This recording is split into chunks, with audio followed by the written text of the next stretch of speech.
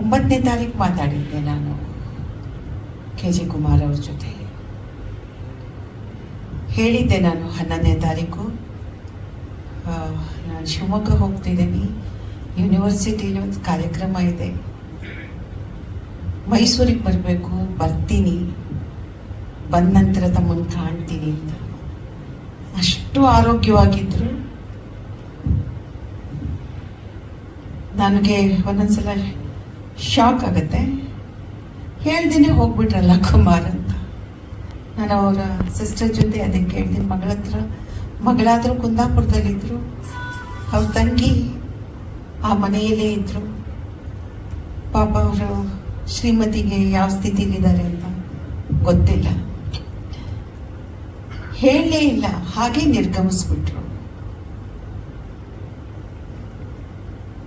ಕುಮಾರ್ ಅವ್ರನ್ನ ನಾನು 1975ನೇ ಇಸವಿಯಲ್ಲಿ ಕಂಡಿರ್ತಕ್ಕಂಥದ್ದು. ಮೈಸೂರಿಗೆ ಹೋಗಿದ್ದಾಗ ಯಾರು ಹಿತವರು ಅಂತ ಒಂದು ಕನ್ನಡ ಚಿತ್ರ ನಮ್ಗೆ ಹೊಸ್ತು. ರಾಜ್ಕುಮಾರ್ ಅವ್ರ ಜೊತೆ ಸಿನಿಮಾ ಅಗ್ರಿಮೆಂಟ್ ಆಗಿದ್ದಷ್ಟೇ, ಆದರೆ ಸಿನಿಮಾಗೆ ಹೋದಾಗ ಇಲ್ಲೇ ಇದ್ದಾರೆ ಬಾಬು ಅವರು ಮತ್ತು ಅಂಬರೀಷ್ ಅವರು ಇಬ್ಬರು ಕೂಡ. ಕುಮಾರ್ ಅವರು 3 ಜನ. ನಾನು ಅವತ್ತು ಅಲ್ಲೊಂದು ಸ್ಟುಡಿಯೋದಲ್ಲಿ ಒಂದು ಮರ ಇತ್ತು, ಬಂದು ನನ್ನನ್ನು ಕಂಡು ನಾ ಹೊಸಬ್ಳಲ್ಲ, ಅವರು ಅತ್ಯಂತ ಆಪ್ತತೆಯಿಂದ ಊರ್ನವರು ಅಂತ ಬಹಳ ಕಾಳಜಿಯಿಂದ ಪ್ರೀತಿಯಿಂದ ಮಾತಾಡಿಸಿದ್ರು. ಆ ವಿಶ್ವಾಸ ಬಹುಶಃ ಅವ್ರು ಕೊನೆಯವರೆಗೂ ಇಟ್ಕೊಂಡ್ರು. ನನಗೆ ಈಗಲೂ ಕೂಡ ನೆನಪಾಗುತ್ತೆ, ಮೈಸೂರಿನಲ್ಲಿ ನನ್ನ ಮದುವೆ ಇದೆ ಅಂತ ಗೊತ್ತಾದಾಗ ಅದಕ್ಕೂ ಅವ್ರು ಬಂದಿದ್ರು. ನಾನು ಹೋಗಿದ್ದೆ, ನಾನು ನಮ್ಮ ಯಜಮಾನ್ರು ಮದುವೆ ಕಾರ್ಡ್ ಕೊಡಬೇಕು, ಸೌಂದರ್ಯ ಮದುವೆದು ಅಂತ. ಅವರಿಗೆ ಆರೋಗ್ಯ ಚೆನ್ನಾಗಿರಲಿಲ್ಲ.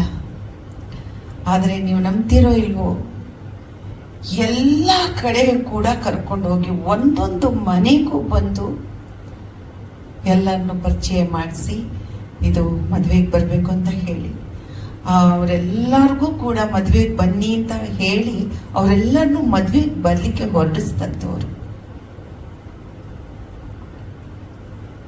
ಚಿತ್ರರಂಗದ ಜೊತೆಯಲ್ಲಿ ಅವರ ನಂಟು, ಚಿತ್ರರಂಗ ಹಾಗೂ ಪತ್ರಕರ್ತರು ಅಂತಂದರೆ ಅದೊಂದು ಅವಿನಾಭಾವ ಸಂಬಂಧ. ನಾವು ಅದನ್ನು ಮರೀಲಿಕ್ಕೆ ಸಾಧ್ಯವಿಲ್ಲ. ಯಾಕೆಂದರೆ ನಮ್ಮನ್ನು ಒಂದು ರೀತಿಯಲ್ಲಿ ಬೆಳೆಸೋದೇ ಪತ್ರಿಕೋದ್ಯಮ. ಇವತ್ತು ಪ್ರಿಂಟ್ ಮೀಡಿಯಾ ಬಂದಿದೆ, ಸ್ಯಾಟಲೈಟ್ ಬಂದಿದೆ, ಎಲ್ಲ ಚಾನಲ್ಸ್ಗಳು ಪ್ರತಿಯೊಂದು ಬಂದಿದೆ. ಇವೆಲ್ಲವೂ ನನ್ನ ಪ್ರಕಾರ ಒಂದೇ. ಎಲ್ಲರೂ ಕೂಡ ನಮ್ಮನ್ನು ಕೈ ಹಿಡಿದು ನಡೆಸಿದಂಥವ್ರು, ಹರಿಸಿದಂಥವ್ರು, ಚೆನ್ನಾಗಿರಿ ಅಂತ ಆಶೀರ್ವಾದ ಮಾಡಿರ್ತಕ್ಕಂಥವ್ರು. ಅದರಲ್ಲಿ ಕುಮಾರ್ ಅವರು ಅತ್ಯಂತ ಗೌರವದಿಂದ ನನ್ನನ್ನು ಕಂಡಿದ್ದಾರೆ. ಕಿವಿ ಮಾತುಗಳನ್ನು ಹೇಳಿದ್ರು, ಎಷ್ಟೋ ಸಲ ಬೆಳೆಯೋದಕ್ಕೆ ಅನೇಕರಿಗೆ ಯಾವುದಾದ್ರೂ ಒಂದು ವಿವಾದ ಬಂದಾಗ ಆ ಸ್ಪಂದಿಸುವಂಥ ಗುಣ, ಅದಕ್ಕೊಂದು ಮಾರ್ಗವನ್ನು, ಸೂತ್ರವನ್ನು ಹೇಳ್ಕೊಡೋದಿದೆ ನೋಡಿ, ಅದೇ ಬಹಳ ದೊಡ್ಡದು.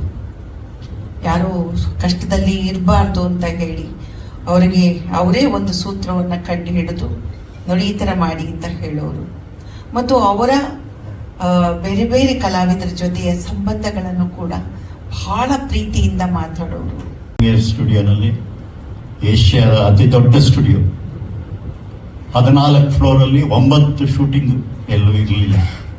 ಇನ್ನು ಮುಂದಕ್ಕೂ ಇರೋ ಮಟ್ಟ ಕಾಣು 14 ಶೂಟಿಂಗು. ಮರದ ಕೆಳಗಡೆ ಪುಟ್ಟಣ್ಣನೂ ಇರೋರು, ಸಿದ್ಧಲಿಂಗಯ್ಯ ಇರೋರು, ರಾಜೇಂದ್ರ ಸಿಂಗ್ ಬಾಬು ಇರೋರು, ವಿಷ್ಣುವರ್ಧನ್ ಇರೋರು, ಅಂಬರೀಷ್ ಇರೋರು, ಅದರ ಮಧ್ಯೆ ಕುಮಾರ್ ಇರೋರು. ಆ ಥರ ಒಂದು ಸಂಬಂಧ.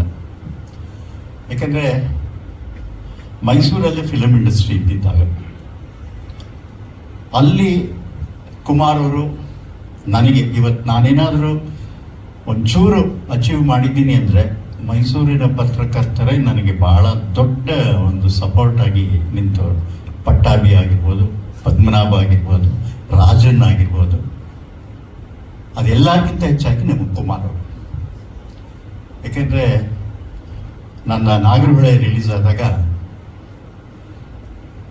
ಅದ್ಭುತವಾಗಿ ಅದನ್ನು ಬರೆದಿದ್ದವರಲ್ಲಿ ಕುಮಾರ್ ಭಾಳ ಒಬ್ರು. ವಾಲ್ಟ್ ಡಿಸ್ನಿಗೆ ಹೋಲಿಸಿ ಬರೆದಿದ್ದು ಕುಮಾರ್ ಅವರು. ನಾನೊಂದು ಇಂಗ್ಲಿಷ್ ಪಿಕ್ಚರ್ ಕೆಲಸ ಮಾಡಿದ್ದೆ, ಅವಾಗಲೂ ಕುಮಾರ್ ಅವ್ರನ್ನ ಕರ್ಕೊಂಡೋಗಿದ್ದೆ, ವಾರ್ನರ್ ಬ್ರದರ್ಸ್ನವ್ರದ್ದು ಶೂಟಿಂಗ್ ಅದು. ಸೊ ಹೀಗೆ ಅವರ ಒಡನಾಟ ಹಲವಾರು ಸರಿ ಜಗಳ, ಹಲವಾರು ಸರಿ ಹತ್ರ.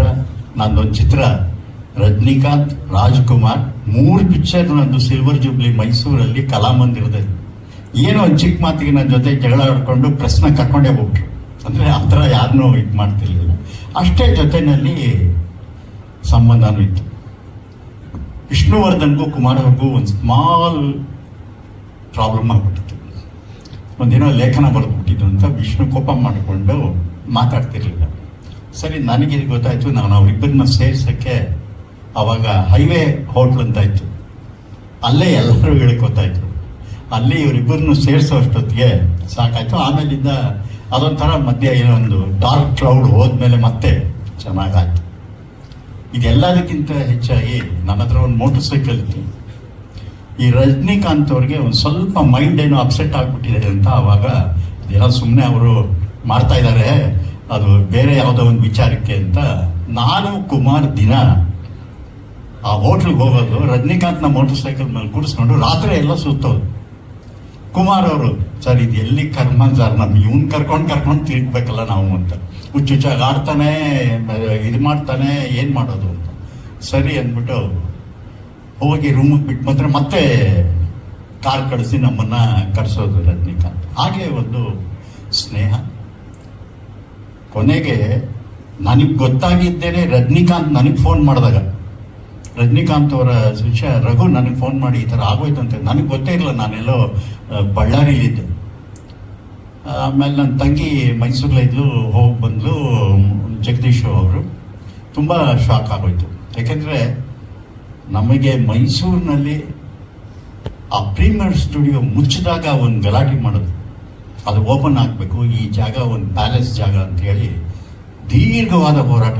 ಇವತ್ತಿನ ಪತ್ರಕರ್ತರು ಅದನ್ನು ನಿಜವಾಗ್ಲೂ ಆ ಹೋರಾಟನ ಹೇಗೆ ಮಾಡಿದ್ರು, ಅದನ್ನು ಉಳಿಸ್ಕೋಬೇಕು ಅಂತ ಹೇಳಿ ತುಂಬ ಹೋರಾಡಿದ್ರು. ನನಗೆ ತುಂಬ ಆತ್ಮೀಯರಾಗಿದ್ದರು. ಯಾವ ವಿಚಾರ ಬರಲಿ ದಿನ ಬೆಳಗ್ಗೆ ಒಂದು ಫೋನ್ ಕಾಲ್ ನನಗೆ ಮೈಸೂರಿಂದ ಕುಮಾರ್ ಅವ್ರದ್ದು ಇದ್ದೇ ಇರ್ತಿತ್ತು. ಎಲ್ಲ ಒಳ್ಳೆಯದು ಕೆಟ್ಟದ್ದು, ಯಾವುದೋ ಆ ವಿಚಾರ ಏನು, ಸಿನಿಮಾ ಏನು, ಏನಾಗ್ತಿದೆ ಹೇಗೆ ಅಂತೆಲ್ಲ ಅಷ್ಟು ಒಂದು ಕಾಳಜಿ ಇದ್ದಿದ್ದವರು. ನನಗೆ ತುಂಬ ಕ್ಲೋಸ್ ಆಗಿದ್ದವ್ರ ಕಾರಣ ಏನಂದರೆ, ನಮ್ಮ ತಾಯಿ ಉಡುಪಿಯವರು, ಸತೀಶ್ ಪೈಗಳು ಅಂತ ಈ ಉದಯವಾಣಿನ ನಡೆಸ್ತಾ ಇದ್ದಾರೆ. ಅವ್ರ ಮಗನೇ ಗೌತಮ್ ಪೈ ಅಂತ. ಅವರು ನನಗೆ ತುಂಬ ತುಂಬ ಸ್ನೇಹಿತರು. ಉದಯವಾಣಿ ರೂಪ್ತಾರಾಗೆ ತುಂಬ ಸಪೋರ್ಟ್ ಮಾಡಿದವರು ಆ ಕಾಲದಲ್ಲಿ KJ ಕುಮಾರ್ ಅವರು. ಏನಾದರೂ ರೂಪತಾರ ಉದಯವಾಣಿ ಇವತ್ತು ಉಳಿದಿದೆ ಅಂದರೆ ಕುಮಾರಿಂದ. ಅವ್ರು ಏನೋ ಒಂದು ಕಾರಣಕ್ಕೆ ಅಲ್ಲಿಂದ ಅವರು ಹೊರಗಡೆ ಬಂದಾಗಾಯಿತು. ಅವಾಗ ನಾನು ಗೌತಮ್ ಪೈ ಅವ್ರ ಹತ್ರ ಮಾತಾಡಿ ತುಂಬ ಪ್ಯಾಚಪ್ ಮಾಡೋಕ್ಕೆ ಟ್ರೈ ಮಾಡಿದೆ, ಆಗಲಿಲ್ಲ. ಕೊನೆಗೆ ಫಿಲ್ಮ್ ಫೇರ್ ಅವಾರ್ಡ್ ಥರ ರೂಪ್ತಾರ ಅವಾರ್ಡ್ ಒಂದು ಮಾಡಬೇಕು ಅನ್ನೋದರಲ್ಲಿ ಕುಮಾರ್ ಅವರು ನಾನು ತುಂಬಾ ಕಷ್ಟಪಟ್ವಿ. ಯಾಕಂದರೆ ಕನ್ನಡದಲ್ಲಿ ಅವಾರ್ಡ್ಗಳೇ ಇಲ್ಲ. ಇತ್ತು ಒಂದು ಕಾಲದಲ್ಲಿ, ಲಾವಣ್ಯ ಅವಾರ್ಡ್ ಇತ್ತು, ಇಂಡಿಯನ್ ಎಕ್ಸ್ಪ್ರೆಸ್ ಅವಾರ್ಡ್ ಇತ್ತು. ಸೊ ನಾವು ಇವಾಗೆಲ್ಲ ಈ ಸೋಷಿಯಲ್ ಮೀಡಿಯಾ ಬಂದಮೇಲೆ ರೂಪ್ತಾರ ತುಂಬ ಡಲ್ ಆಗಿಬಿಟ್ಟಿದೆ. ಆಮೇಲಿಂದ ಈ ಸೋಷಿಯಲ್ ಮೀಡಿಯಾ ಒಂಥರ ಒಳ್ಳೇದು ಕೆಟ್ಟದಕ್ಕಿಂತ ಕೆಟ್ಟದೇ ಜಾಸ್ತಿ ಇರೋದು, ಒಳ್ಳೇದು ಭಾಳ ಕಮ್ಮಿ ಇದೆ ಇತ್ತೀಚೆಗೆ. ಅದರಲ್ಲಿ ರೂಪ್ತಾರಾಗೆ ನಾವು ವರ್ಷಕ್ಕೊಂದ್ಸರಿ ಸೇರಿಸ್ಬೇಕು ಅಂತ ಹೇಳಿ. ಆಮೇಲೆ ಫಿಲಮ್ ಇಂಡಸ್ಟ್ರಿನಲ್ಲಿ ಒಂದು ಚಿಕ್ಕ ಪ್ರಾಬ್ಲಮ್ ಬಂದಿತ್ತು. ಪ್ರಜಾವಾಣಿಯವರು ಯಾವುದೋ ಒಂದು ಈ ಅಡ್ವರ್ಟೈಸ್ಮೆಂಟ್ ಹಾಕಿ ಶಿಫ್ಟ್ ಮಾಡಬೇಕು ಅಂತ. ಆಗ ಕುಮಾರ್ ಅವ್ರು ಬಂದು ಪಾರ್ವತಮ್ಮನವ್ರ ಹತ್ರ ನಾನು ಕರ್ಕೊಂಡೋಗಿ ಪಾರ್ವತಮ್ಮನವ್ರನ್ನ, ರಾಜ್ಕುಮಾರ್ ಅವ್ರನ್ನ ಅವರ ಮಣಿಪಾಲ್ ಹೋಟ್ಲಲ್ಲಿ MG ರೋಡಲ್ಲಿ ದೊಡ್ಡ ಡಿನ್ನರ್ ಮಾಡಿ ಆವತ್ತಿಂದ ಉದಯವಾಣಿಗೆ ಕೊಡಬೇಕು, ಪ್ರಜಾವಾಣಿಗೆ ಕೊಡಬಾರ್ದು ಅನ್ನೋ ಮಾಡೋದ್ರಲ್ಲಿ ಕುಮಾರ್ ಅವ್ರದ್ದು ಇದು ತುಂಬ ಇತ್ತು. ಅಂದರೆ ರಾಜ್ಕುಮಾರ್, ಪಾರ್ವತಮ್ಮವರು, ಪ್ರೊಡ್ಯೂಸರ್ಸ್ ಎಲ್ಲನೂ ಈ ಪ್ರಜಾವಾಣಿ ರೇಟ್ನ ಕಡಕ್ ಆಗ್ತಿಲ್ಲ ಅಂತ ಹೇಳಿ ಗಲಾಟೆ ಆಗಿ ಅದು ಆಗಾಯ್ತು. ಆಮೇಲೆ ಅದಕ್ಕಿಂತ ಹೆಚ್ಚಾಗಿ ಇವತ್ತು ಮೈಸೂರಲ್ಲಿ ಫಿಲಮ್ ಸಿಟಿ ಆಗೋದಕ್ಕೆ ನನ್ನ ಜೊತೆಗೆ ಕುಮಾರ್ ಅವರು ಭಾಳ ಓಡಾಡಿದ್ದಾರೆ. ಅವ್ರು ಯಾವಾಗ ಹೇಳೋರು, ನೀವು ಬೆಳಿಗ್ಗೆ 6 ಗಂಟೆಗೆ ಬಂದ್ಬಿಡಿ, ಸಿದ್ದರಾಮಯ್ಯನವ್ರು ವಾಕಿಂಗ್ ಹೋಗ್ತಿರ್ತಾರೆ, ನಾವಿಬ್ಬರು ಹೋಗೋಣ, ಏನು ಬೇಕು ಮಾಡಿಸೋಣ ಅಂತ. ಕೊನೆಗೆ ಎಲ್ಲಿವರೆಗೂ ಅವ್ರಿಗೆ ಆಸೆ ಇತ್ತು ಮೈಸೂರದು ಅಂತ ಹೇಳಿದ್ರೆ, ಮೊನ್ನೆ ಕಾಂಪೌಂಡ್ ಹಾಕ್ತಾ ಇದ್ದಾರೆ ಈಗ ಅಷ್ಟಕ್ಕೂ. ಒಂದೊಂದು ಇಟ್ಟಿಗೆ 1.5 ಅಡಿ ಆದರೂ ನನಗೆ ಫೋನ್ ಮಾಡಿ ಹೇಳೋರು, ಇವತ್ತಿಷ್ಟು ಕಾಂಪೌಂಡ್ ಆಗಿದೆ, ಇಷ್ಟು ಕಾಂಪೌಂಡ್ ಆಗಿದೆ ಫಿಲಮ್ ಸಿಟಿಗೆ, ನೀವು ಬೇಗ ಹೇಳ್ಬಿಟ್ಟು ಸಿದ್ದರಾಮಯ್ಯನಿಗೆ ಹೇಳ್ಬಿಟ್ಟು ಒಂದು ಫೌಂಡೇಶನ್ ಸ್ಟೋನ್ ಹಾಕಿಸ್ಬಿಡಿ ಅಂತ. ಅಂದರೆ ಅಷ್ಟು ಫಿಲಮ್ ಇಂಡಸ್ಟ್ರಿ ಬಗ್ಗೆ ಕಾಳಜಿ, ಒಳ್ಳೆಯದು ಕೆಟ್ಟದು ಎಲ್ಲನೂ ಕರೆಕ್ಟಾಗಿ ವಿಮರ್ಶೆ ಮಾಡಿ ಸ್ಟ್ರೈಟ್ ಫಾರ್ವರ್ಡ್ ಆಗಿ ಹೇಳೋರು. ಯಾವುದೇ ಅದರಲ್ಲಿ ಮುಚ್ಚುಮರೆ ಇರ್ತಿರ್ಲಿಲ್ಲ. ಒಂದು ಪ್ಯೂರ್ ಸ್ನೇಹ. ಪಾಪ ಅವ್ರಿಗೆ ಒಂದು ಹೋಟ್ಲ್ ಇಟ್ಟು ಭಾಳ ಲಾಸ್ ಆಗಿದ್ದಾಗ ನನ್ನ ಹತ್ರ ತುಂಬ ಹೇಳಿದ್ರು, ನೀವು ಏನೋ ಮಾಡೋಕ್ಕೆ ಹೋದೆ, ಈ ಥರ ಆಗೋಯ್ತು ಅಂತ. ಬಟ್ ಆದ್ರೂ ನಾವು ಒಂದು ಟ್ರೂ ಫ್ರೆಂಡ್ನ ಕಳ್ಕೊಂಡಿದ್ದೀವಿ. ಯಾಕಂದರೆ ಎಲ್ಲ ಫ್ರೆಂಡು ಬರೀ ಹೊಗಳ ಭಟ್ರು ಇರ್ತಾರೆ, ಆದರೆ ನಾವು ಮಾಡ್ತಿರೋ ತಪ್ಪನ್ನು ತಿದ್ದಿ ಹೇಳೋಂಥ ಒಬ್ಬ ಫ್ರೆಂಡ್ ಭಾಳ ಇಂಪಾರ್ಟೆಂಟ್ ಆಗ್ತಾರೆ. ನನಗೆ ಎಷ್ಟೋ ಸರಿ ಹೇಳಿದ್ದಾರೆ, ನೀವು ಈ ಥರ ಮಾಡಬಾರ್ದಾಗಿತ್ತು, ಈ ಥರ ಮಾಡಬೇಕಾಗಿತ್ತು, ಈ ಥರ ಮಿಸ್ಟೇಕ್ ಮಾಡಿದ್ದೀರಾ ನೀವು ಅಂತ. ಅದು ಭಾಳ ಮುಖ್ಯ ಆಗುತ್ತೆ ಜೀವನದಲ್ಲಿ. ಒಬ್ಬರು ನಮ್ಮನ್ನು ತಿದ್ದುವಂಥ ಫ್ರೆಂಡ್ನ ನಾವು ಅದನ್ನು ಆ ಟೈಮಲ್ಲಿ ಏನಪ್ಪ ಇವ್ರು ಇಷ್ಟು ಹೇಳ್ತಿದ್ದಾರೆ ಅಂತ ಅನ್ಕೊಂಡ್ಬಿಡ್ತೀವಿ. ಹಾರ್ಡ್ ಆಗ್ಬೋದು, ಹಾರ್ಶ್ ಆಗ್ಬೋದು, ಬಟ್ ಅದರಲ್ಲೊಂದು ಹಾರ್ಟ್ ಇದೆ ಅಂತ ಗೊತ್ತಾಗಬೇಕು.